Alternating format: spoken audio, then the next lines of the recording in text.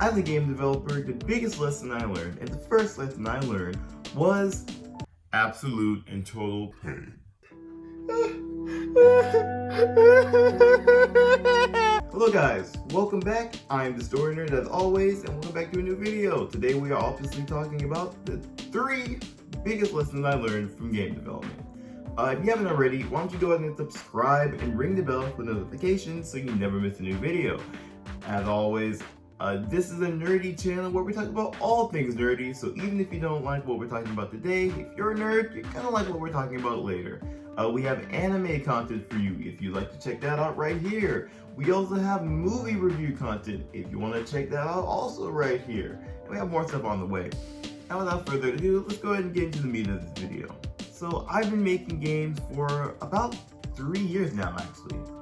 Yeah, maybe a little less than 3 years, but about 3 years. And I've learned a lot since my humble beginnings on code.org. Anyone who remembers that website is the OG. Originally, I got into it because I read a book. Do I have that book? I might not have the book anymore. It basically went over the entire process of making a video game, from concept to producers, designers, to selling it and marketing. And I got interested in it for some unknown reason. It's almost like I was a gamer or something, boys. Like, who would have thought, boys? After getting into it, a friend of my mom, she's also a teacher. This friend, my mom is also a teacher, but okay, anyway. My mom had a friend who happened to be a public school teacher, and she had this website that her students would use called code.org, where you would learn how to program, basically. Program simple apps, maybe games, depending on what you wanted to do. So, you know, I got into it. I was like, okay, this is kind of cool. It was on JavaScript and drag and drop stuff. Very rudimentary looking back. But I enjoyed it. It was fun. It was fun using my brain in a way that I hadn't before.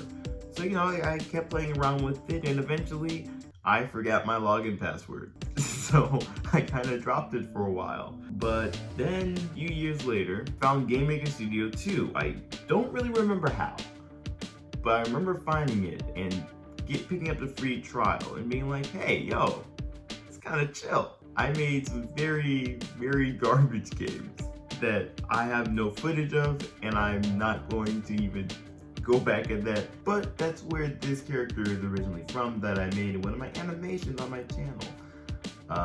He was originally made for a very bad game. It was like a maze game or whatever, but that's where he's from. From there, I just kind of kept growing my skill after buying an actual license for Game Maker Studio 2, which was $100 I think back then. Now they have a subscription service, so I already bought the license, so it's free for me. And 3 years from when I started Game Maker Studio 2, I'm here making games. I have one game called Spirit Rescue just on my itch.io account, which, you know, linked in the description for all this stuff. And then I'm also working on a bigger game called The Descent, which trailer, if you want to check that out, even though this is a kind of old trailer, I need to update it with new stuff, but it's here. That's what matters. But what have I learned from these 3 years?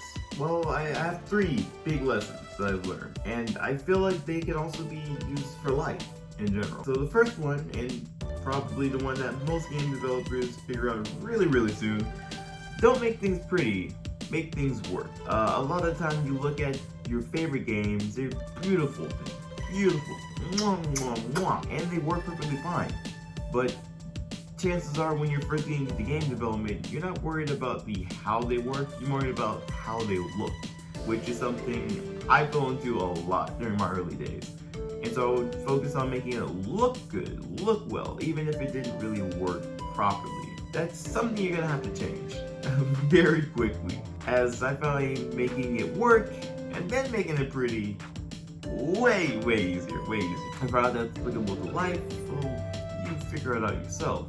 It can mean many different things to every different individual, but for me, I feel like take time for yourself, you know? Make sure you're working before you try not work. Make sure you're all good before you try to like post on Instagram, like beauty shots and such. Don't make things pretty. Make things work. The next lesson I learned is just thinking about problems from a different angle. Try to think about problems from a different angle. Programming in general will make you, even if you're not doing game development, just programming in general will make you look at things from a different angle.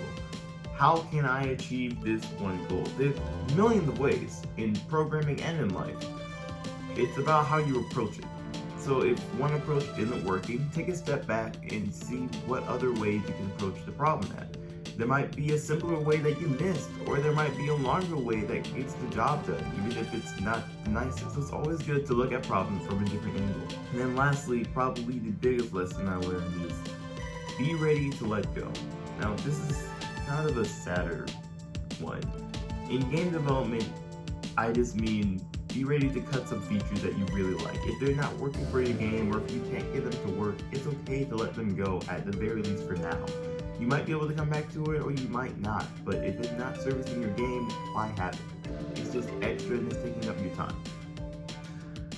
In real life, I feel like it means more to move forward from failures, from successes. Don't linger on them too long, because either you'll get a big head or you'll get yourself down in the dumps.